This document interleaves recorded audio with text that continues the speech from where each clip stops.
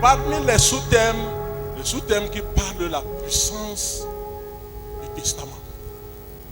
Le testament, c'est la volonté du mourant. Maintenant, tant que le testateur est vivant, le testament n'a pas de valeur. Dans l'ancienne alliance, Moïse est mandataire d'une alliance. Moïse prêche la parole de l'alliance, prêche la parole de Dieu. Mais un jour, Moïse s'arrête. Il dit: l'Éternel, notre Dieu, vous enverrez un autre prophète comme moi. Écoutez-le dans tout ce qu'il vous dira. En fait, le prophète Moïse devait continuer. Mais lorsque le prophète Jésus arrive, le prophète Moïse s'arrête, se retire, et le prophète Jésus continue. Jésus aussi, le prophète, va se lever devant ses disciples pour leur dire: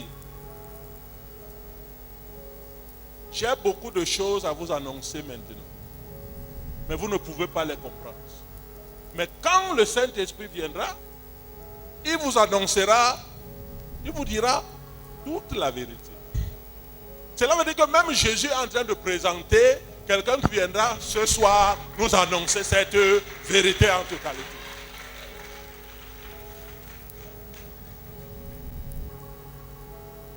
Un jour, il a dit: il faut que je parte. Parce que si je ne m'en vais pas, celui qui doit venir ne va pas venir. Parce que le même qui est monté, c'est le même qui est descendu. Le consolateur, l'esprit de vérité que le monde ne connaît pas, qui est parmi vous et qui sera en vous. Ah, mon jeune frère dans la moisson a parlé beaucoup de choses. Si le consolateur n'habite pas en nous, il n'y aura pas d'unité de l'église. Il n'y a personne qui est assez puissant pour se battre et avoir un cœur assez sérieux pour en faire une église. C'est un travail difficile, c'est un travail divin. C'est ce que je vous annonce. Quand le consolateur entre dans un cœur, la Bible dit: voici le fruit de l'esprit. Un manguier produit les mangues. Si le consolateur n'est pas à l'intérieur, l'amour ne sortira jamais. La paix ne sortira jamais.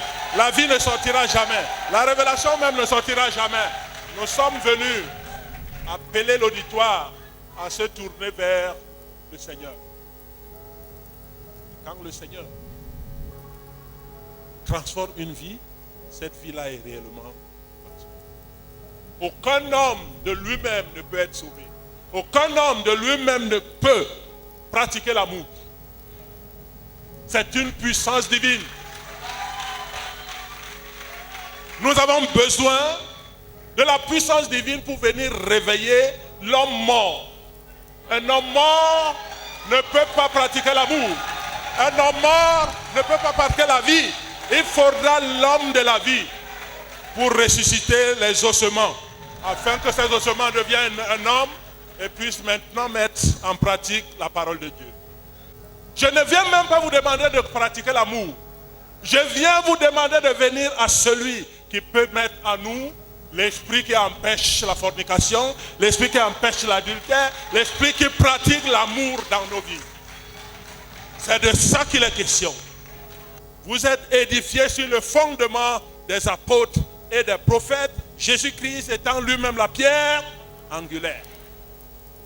Vous connaissez la vérité et la vérité vous rendra libre. Ce n'est qu'un homme de vérité qui est libre. Les choses anciennes sont passées. Quelles sont ces choses anciennes? La haine est passée. Il est temps maintenant que le Cameroun se lève pour parler de Jésus. Il n'est plus temps qu'on parle de l'Église, de la religion, des dénominations, mais que nous ayons le même langage. Et nous n'aurons le même langage que lorsque Christ vivra ici, vivra ici, vivra ici, vivra ici. Alors Christ en nous, espérance de la gloire. Merci Seigneur. Ton nom c'est Yahweh. Merci pour ton serviteur Boba Denis. Dieu de miracles. Père, bénis-le. Tu as dit de Josué, prends courage. Lorsque tu demandes à ton serviteur de prendre courage, cela veut dire qu'il y a des choses qui vont le décourager. Prends courage. Homme de Dieu, prenons courage et avançons avec le message. Pas de repas nocturne, pas de cauchemar, mais que la vie vous suive. Celui qui tentera vous toucher cette nuit sera à genoux pour adorer Dieu. Que Dieu vous bénisse.